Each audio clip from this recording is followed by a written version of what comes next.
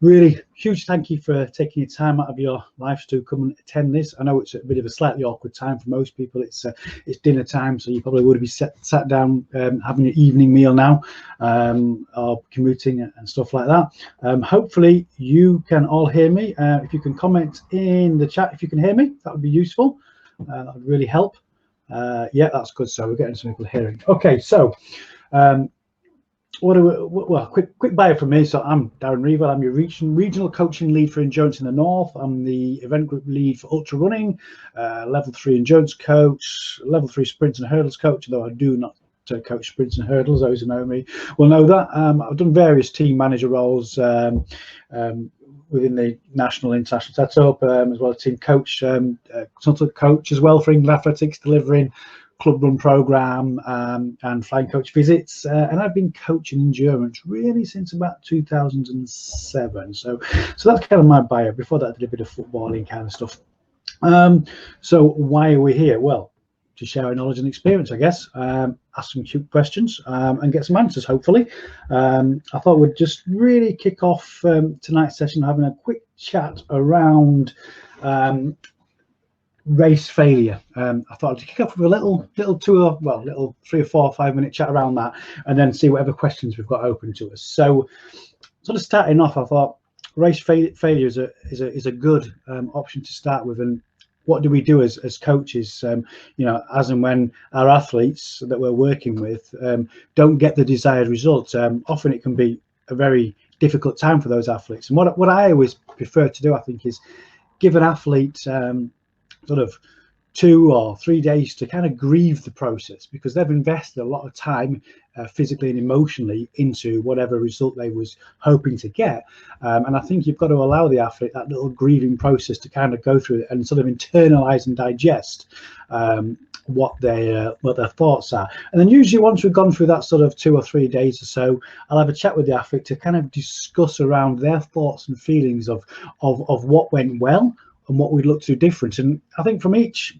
outcome, whether it's a success in terms of you hit your goal, you hit your targets, or a failure in terms of you didn't hit those arbitrary targets you set yourselves, I think you should really go through this process anyway. And the process I kind of see is you allow the athlete, whether it's a grieving process or a process of kind of sitting back and taking the plaudits for hitting that goal, allow them to kind of digest that a little bit before you approach them and sort of go into the internals. And then normally we'll start discussing the race and the training and, so what went well and what we might want to change next time. So an option could be, for argument's sake, maybe you've got an athlete who's doing a marathon, and towards the back end he or she suddenly started to struggle. So you might sort of say, okay, so what was your pacing like at the start? Were we on the pace that we thought we could get?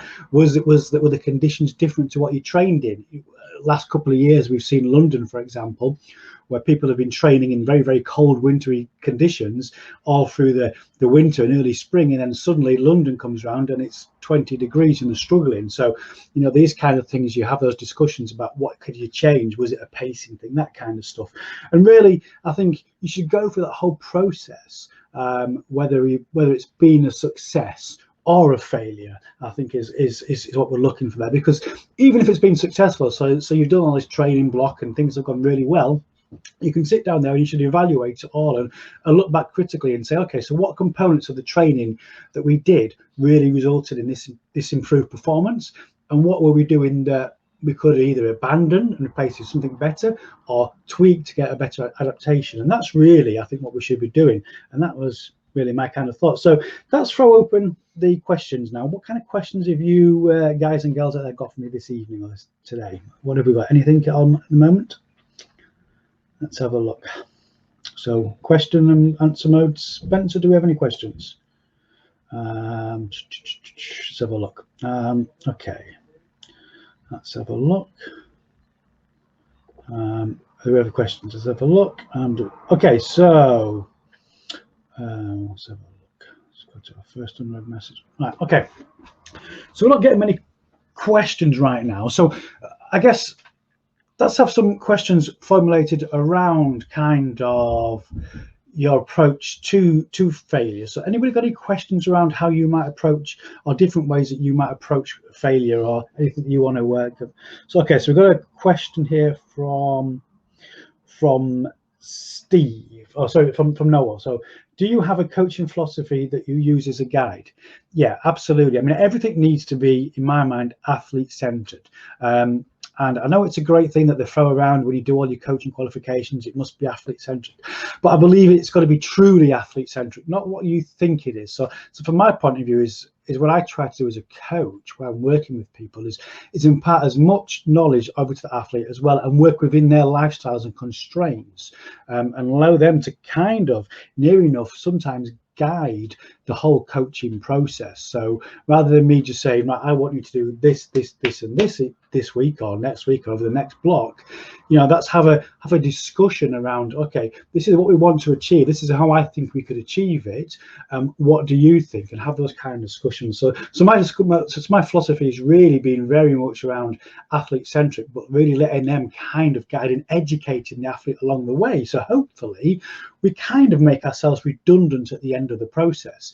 So what we really want at the end is a very intelligent athlete who could go away and write his or her own training programs without the input, or without lots of input from the coach. So they may just come back to you and ask for some questions or some other advice and bounce ideas off you. And I think also it's about doing it in a safe and sensible way as well, and ensuring that the athlete doesn't overload him or herself too much. Because one of the things we often see with athletes is they're very keen to push themselves really, really hard, but they're not so great at taking their foot off the gas when they need to, allowing those little recovery weeks, those little blocks where every now and again, you know, you've trained hard for 3, 4, 5 weeks, so you've had a really intense block of training, and you've had those cumulative weeks and that led to months, and they build up to a major race, and not taking the foot off the gas at the end. So, you know, it's really about doing everything to manage them from a health point of view as well, to make sure that they're healthy, and looking for those signs, and constantly re-educating the athlete and reinforcing the message that it's okay to take your foot off the gas if your body is telling you that actually I'm creaking right now, that take your foot off the gas. So the philosophy is all about being athlete centered and making sure that you deal with the athlete in a healthy way, and a responsible way, because I think ultimately as coaches, if an athlete that I work with gets injured or ill, then I have to bear some responsibility from that from a coach. So what I always do is, if I'm working with an athlete and he or she gets ill or injured, I'll look back at the training and think, okay, so what have I done or not done that's possibly contributed to that? So these are things you have to mind, really. Okay, so one from Anna there. So how long after a failed race would you attempt another race? Great question, Anna. So a lot would depend upon what the race was. You know, so if it was a 5K park run, for argument's sake, well, you could probably go the next week, or certainly the week after. If it's a longer race and it's taken a lot more out of you, you know, not in terms of just the race itself, but the months of training up to that, then you might want to give a bigger gap, because you've got to again allow the body to recover. So if you've done a marathon, for argument's sake, and we'll use marathons as an example because this time of year people would normally be doing a lot of big sprint marathons. So if you've, say, done a block of 20 weeks training up to a marathon, and then you've done your race day and it's just not gone right, and you feel like, I want to get out again, I will always say to somebody, look, give yourselves, you know, 4-5 weeks where you can basically, for a couple of weeks, just take your foot right off the gas, allow yourself to recover, and then just do a quick sharpening phase, and then back to your next race. But it's important you allow the recovery, and of course recovery is very individual. You know, it's not as simple as saying, right, it must be X amount of days, because we all recover different depending on our lifestyles and our own sort of physiology. So really there's no straight and simple answer. It's as soon as the athlete's recovered and is ready to go again. So I'll say a recovery period plus a sharpening period if possible, and go again. I hope that answers your question. One from Paul then. So if the athlete wants to contact you straight away after the failure, how will you approach that? Yeah, absolutely. I mean, I'll often be speaking to athletes after a race, but we won't go into in-depth of the ins and outs of it. So we might discuss it and say, okay, so how do you feel?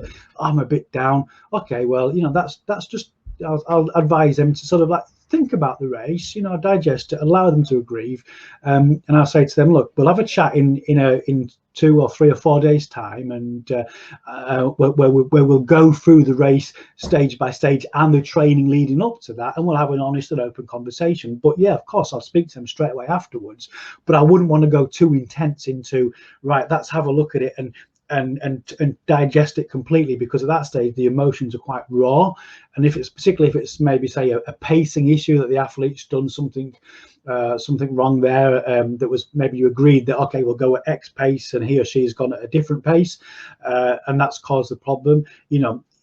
They might feel like you're kind of picking them a little bit if you do that, so because they're quite emotional. So I would allow them a little breathing pace. So we'd talk straight away, no problem, but we wouldn't go into depth. Where I would just lay the ground and say, well, yeah, how did it go? To how do you feel about it? Okay, no worries. Let's have a chat in, 3-4 days time, and we'll digest it properly. We'll go through the training and the race and discuss what we need to do.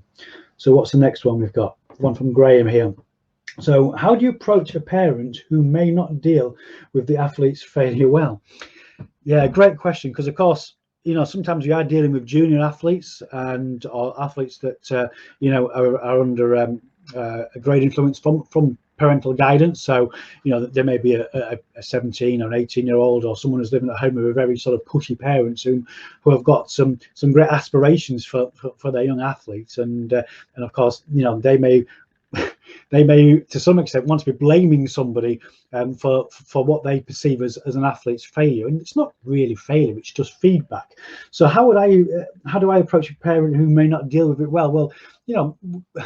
I guess it's about having that initial rapport in the first place. So if that parent is likely to be a pushy parent, I would have thought that typically in the weeks and months leading up to that race, you probably had many conversations with the parent anyway at some stage, where they've been maybe questioning your coaching credentials or your coaching plans and stuff like that, and you've had a chance to build a little bit of rapport with them. And I guess that's the key thing, having that rapport.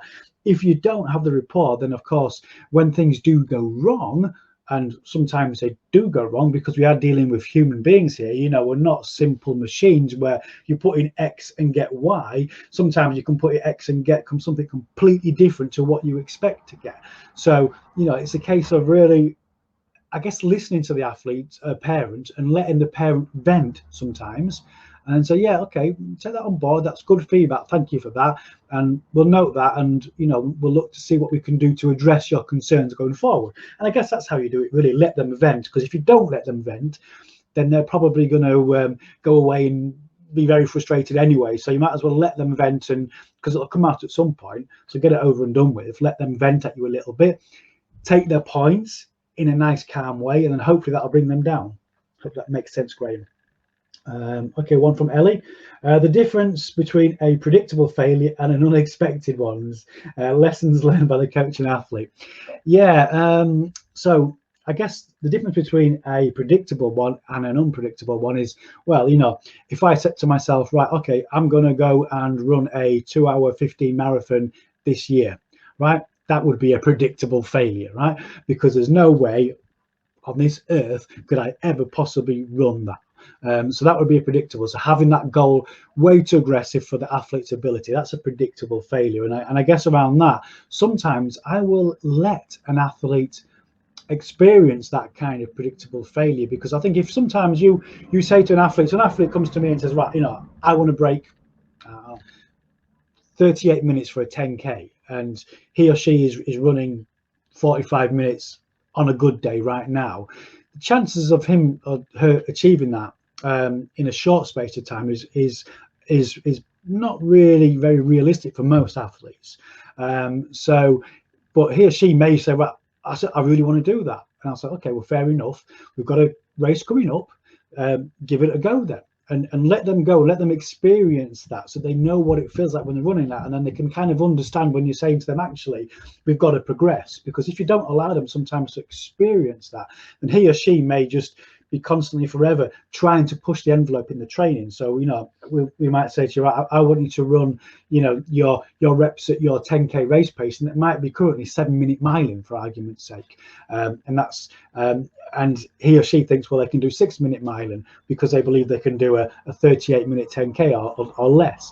So they go at that kind of pace in their reps, and then they can't really sustain that because they're not fit enough to do that. So you would let them, I guess, fail as a kind of guided discovery. And the lessons learned with a coach and athlete would be afterwards, you'll sit down after they've kind of had that predictable failure and say, okay, so, what happened there? And they'll say, well, I went out on pace, I made it for 1.5 miles, 2 miles, and then I just detonated. And it's like, okay, so why do you think that?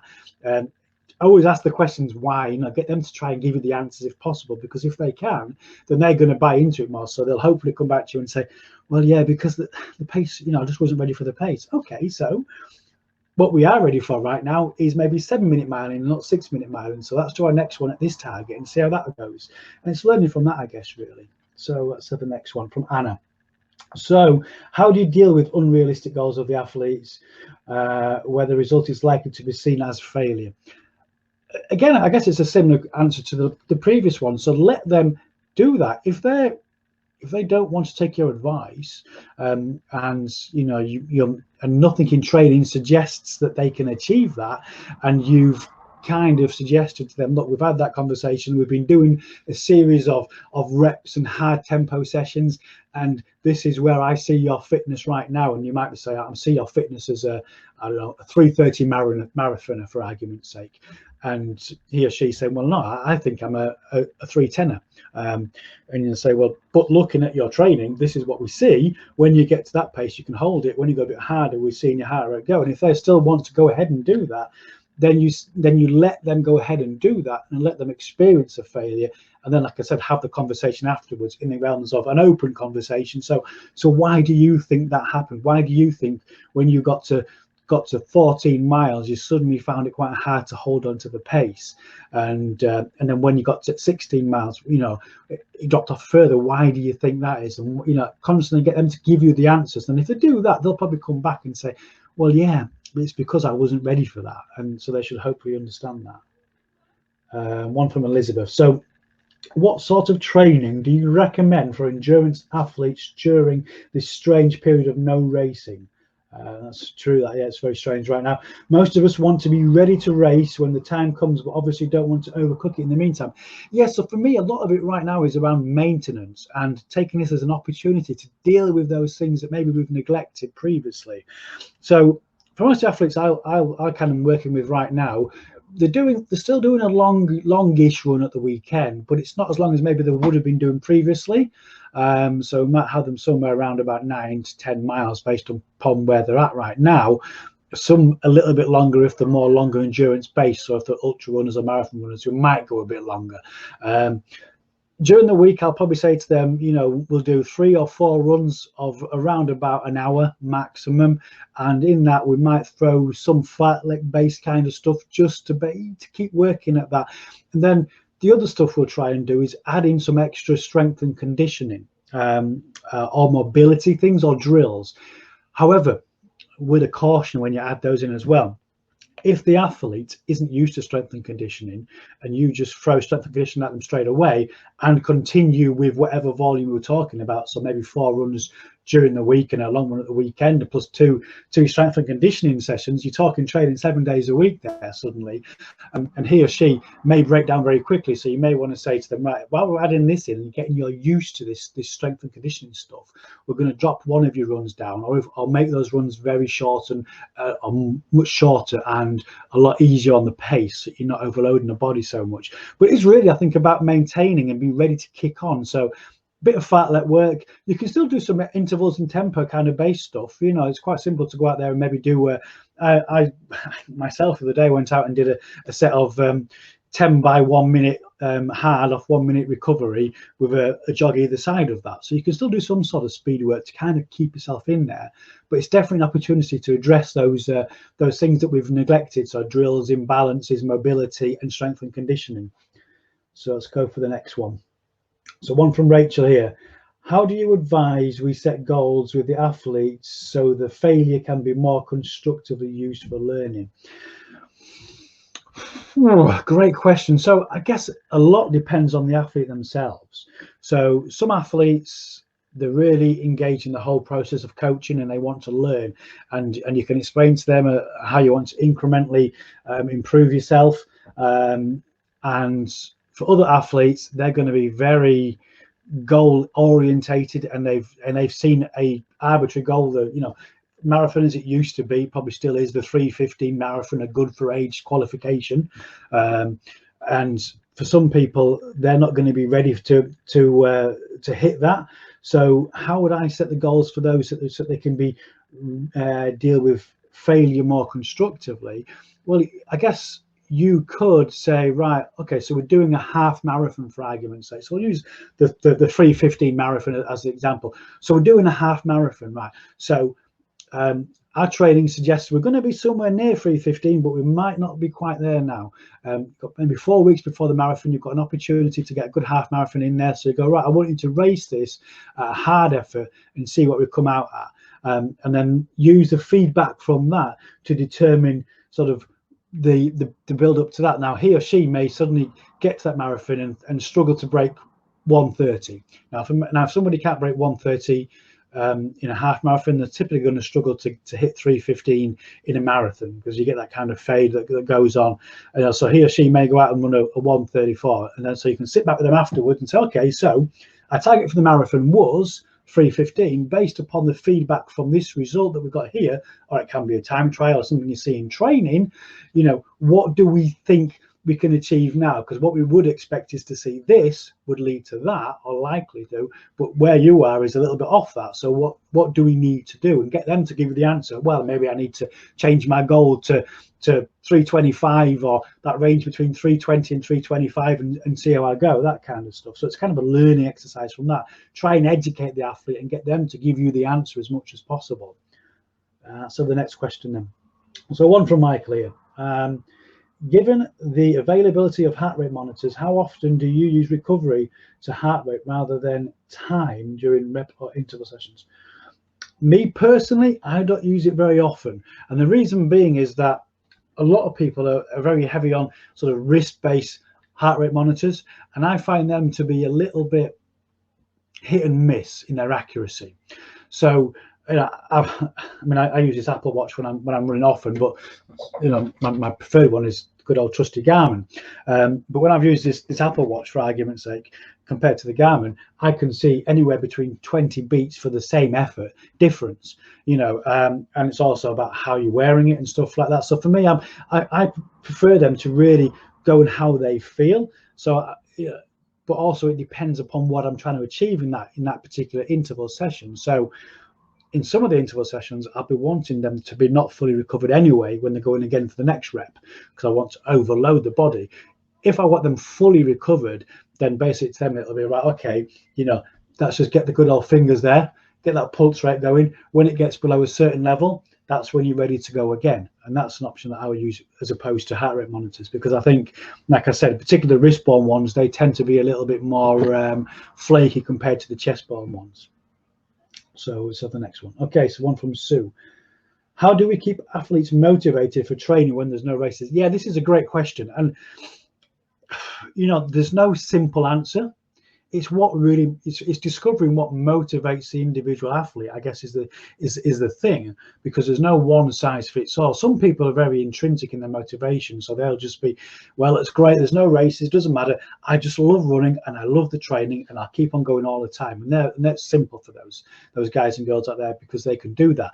Other people, they have to have that goal to work towards. And in those situations, what I'll typically do is we'll set out some sort of a time trial kind of thing, or some sort of metric that we want to particularly hit in training. So it might be that, well, I want to get Yo to be able to do these 400-meter efforts at this kind of consistency pace, off this kind of recovery, and just keep sort of mini goals within the training basically. Or it might be, well, every 4th week we're going to do a 5K time trial, or we're going to do an out and back. You know, so you're going to go out for 10 minutes, you're going to come back, and we're going to see how far you get and that kind of stuff. So there could be options that you could look at. It's really finding little goals for those people that aren't intrinsically motivated, that are more goal orientated. So in your training, you know, work out a little goal or a target for him or her to hit, and then keep progressing that as they go along. I hope that kind of makes sense. So what's the next one? So one from Jane. How do you deal with someone who struggles with nutrition and failing from nutrition intake suggestions? or not sure if it is from nutrition or it can be. Yeah, nutrition is a very sensitive subject, and there was a mindset a while ago that it was predominantly a female issue, but it's not. The relative energy deficiency syndrome, REDS, is a common thing that we're seeing across all athletes now, and it really is. Again, it's about having that post race or even in the training, if you're spotting it in training, so he or she is really struggling in the training, having that honest conversation with them and saying, okay, so why do you think that's happening? And they'll give you probably lots of answers, and none of them will be nutrition, of course. It'll be, well, I'm not going to mention the fact that I'm only eating 800 calories a day, and I'm training an hour every day, plus doing work. I'm not going to mention that. They're going to do for every other excuse. Then you start to unpick there, guys. So let's have a look at your day. So start talking for your morning. What did you do for morning? What did you have for breakfast before you went training? And then they're probably going to say, well, I didn't have anything. Okay, so how do you think that might have affected? And then what did you have for lunch? Well, I grabbed a quick apple when I had a chance at my desk. Okay, and then what do you do in the evening? And unpick their day for them, and then have that conversation. So how do you think that's going to affect your training? Bearing in mind you're burning X amount of calories, carbohydrates and protein you need for the recovery. What kind of effect does that think to you? So it's really having that open, honest conversation and not being afraid to, but do it in a sensitive way, because of course for some people that they do have disordered eating, and it's not just under eating that's a disordered eating thing, it can be overeating as well. These are both disordered eating patterns that people can suffer with. So it's having that honest conversation and saying, okay, so how do you think that affects your training?